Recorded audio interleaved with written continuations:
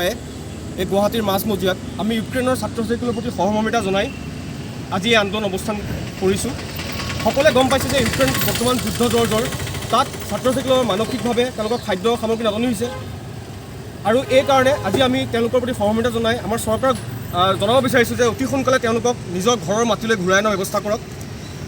সকলোৱে গম পাইছে কালি এগৰাকী আমাৰ ভাৰতীয় ছাত্ৰৰ তাতে মৃত্যুবৰণ কৰিছে, তেওঁলোকে আমি শ্ৰদ্ধাঞ্জলি জ্ঞাপন কৰিছোঁ। এনে মৃত্যু যে আৰু নহয় তাৰ প্ৰতি আমি চৰকাৰক সকীয়াই দিব বিচাৰিছোঁ। বৰ্তমান চৰকাৰে যদি আপোনালোকে দেখিছে বিভিন্ন ইলেকশ্যনৰ কামত ব্যস্ত হৈ আছে, কিন্তু তেওঁলোকৰ দায়বদ্ধতা নাই নেকি যে আমাৰ ভাৰতৰ ছাত্ৰসকলক আমাৰ দেশলৈ ঘূৰাই অনাৰ?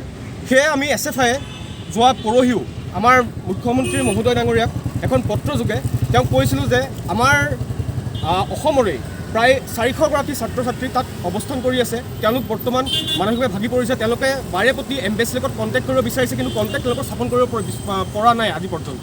সেইকাৰণে মুখ্যমন্ত্ৰী মহোদয়ে প্ৰধানমন্ত্ৰী মহোদয়ে কথা পাতি অতি তৎপৰতাৰে হোম ডিপাৰ্টমেণ্টে আৰু এম্বেচিয়ে অতি তৎপৰভাৱে কাম কৰিলে নিশ্চিতভাৱে তেওঁলোকক আনিব পৰা যাব। কিন্তু বৰ্তমান চৰকাৰে যি ইলেকশ্যন কেন্দ্ৰিক এটা প্ৰচাৰ চলাই আছে, তো এই সময়তে আমি ক'ব বিচাৰিছোঁ যে ইলেকশ্যন কেন্দ্ৰিক প্ৰচাৰ আপোনালোকে চলাওক, কিন্তু এই ছাত্ৰ ছাত্ৰীসকলৰ ভৱিষ্যত তেওঁলোকৰ জীৱনৰ নিৰাপত্তা আদিৰ লক্ষ্য ৰাখি তেওঁলোকক অতি সোনকালে আমাৰ দেশলৈ ঘূৰাই আনক। এয়া আমাৰ SFIৰ দাবী।